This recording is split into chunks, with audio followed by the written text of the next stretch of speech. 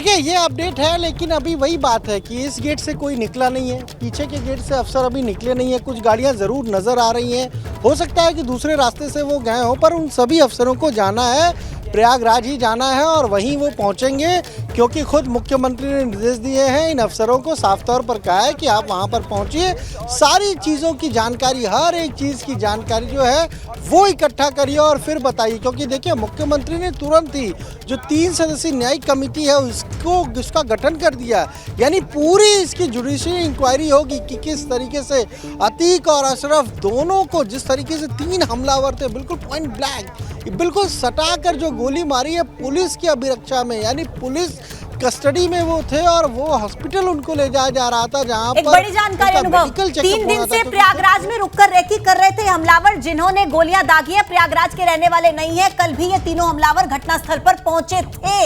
ये बड़ी जानकारी, तीनों हमलावरों से यूपी एसटीएफ पूछताछ कर रही है। पूछताछ में जो बातें हमारे पास सामने आ रही है उसकी जानकारी दे रहे हैं। तीनों हमलावर प्रयागराज के रहने वाले नहीं है। ये वो हत्यारे जिन्होंने अतीक और अशरफ पर गोलियां दागी, ये प्रयागराज के नहीं है। ये क्लियर हो गया पूछताछ में, एसटीएफ जो पूछताछ कर रही है। और ये रेकी 3 दिनों से ये प्रयागराज में कर रहे थे, रुक रुक कर मौका तलाश रहे थे। और कल भी तीनों हमलावर घटनास्थल पर पहुंचे थे।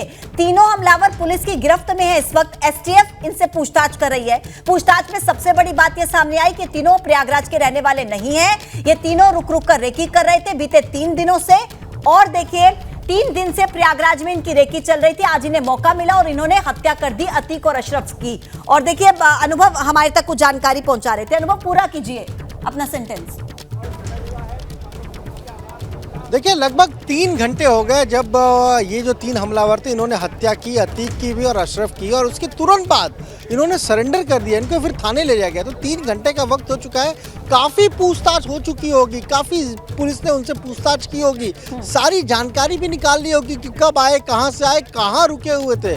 प्रयागराज के नहीं है ये बात सामने आ रही है। और ये भी पता चला कि 3 दिन पहले ही वो प्रयागराज पहुंचे थे, लगातार रेकी कर रहे थे, लगातार जहां जहां अशरफ अतीक को ले जाया जा रहा था वहां भी जा रहे थे। कोर्ट भी पहुंचे थे कल, वहां पर भी मौजूद थे और उसके बाद आज भी वो मौजूद थे। और फिर जब रात को तकरीबन 10:30 बजे, अगर हम कहें कि जब वहां पर मेडिकल के लिए अतीक और अशरफ दोनों पहुंचने वाले थे, उससे ठीक 10 मिनट पहले कहा जाता है कि ये भी वहां पहुंच गए थे। तीनों जो हैं वो वहां पहुंच गए थे और वहीं पर रुके हुए थे। जो गेट है, जो अस्पताल का मुख्य द्वार है, उसके ठीक बगल में ही रुके हुए थे, क्योंकि तमाम वहां मीडिया के कैमरे थे, वो भी इंतजार कर रहे थे कि कब मेडिकल के लिए लाया जाएगा। लेकिन वहां पर ये जो 3 थे उसमें से एक ने बैग टांगा हुआ था और इसकी थोड़ी संदिग्ध गतिविधि लग रही थी वहां पर, जिस तरीके से ये वहां घूम रहा था उसकी संदिग्ध गतिविधि लग रही थी। और उसके तुरंत बाद जैसे ही सवाल जवाब शुरू हुआ, देखिए एक बहुत महत्वपूर्ण बात है, अतीक अहमद पिछले अगर हम कहें कि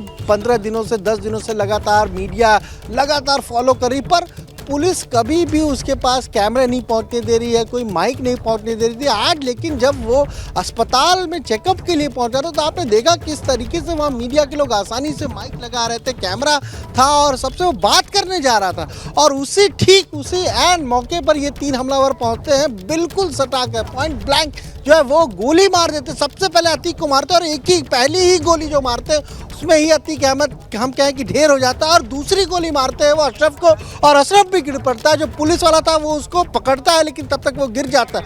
ये 3 लड़के कहा जा रहा है कि थोड़ी देर पहले वो पहुंच गए थे। और वहां हम आपको अगर दिखाएं तो ये देखिए कुछ गाड़ियां ज़रूर हमें जो मुख्यमंत्री आवास है वो दिख रहा है, यानी अब जो अफसर अगर अंदर हैं उनके लिए ये गाड़ियां अंदर जा रही हैं और फिर वहां से वो निकलेंगे मुख्यमंत्री आवास से। हम आपको गाड़ियां दिखा रहे हैं, देखिए यानी अभी भीतर हैं और वहां, क्योंकि जब अफसरों को निकलना होगा तभी ये गाड़ी मुख्यमंत्री आवास के भीतर जाएगी, उनको लेगी और फिर वहां से उनको लेकर निकलेगी। हालांकि पीछे वाला जो गेट है, पीछे वाला जो रास्ता है, वहां से हमें जरूर कुछ लोग जो है जाते हुए दिख रहे हैं। गाड़ियां जो है वो जाती हुई नजर आ रही है। मुझे बताइएगा, मैं वापस आपके पास लौटूंगी। स्नेहलता वहीं पर है प्रयागराज में जहां ये घटना हुई है। स्नेहा, क्या हम एक्सपेक्ट करें अभी कुछ वहां पर हलचल दिख रही है? कोई आदेश मिला है इन अधिकारियों को या सब कुछ वैसे का वैसा?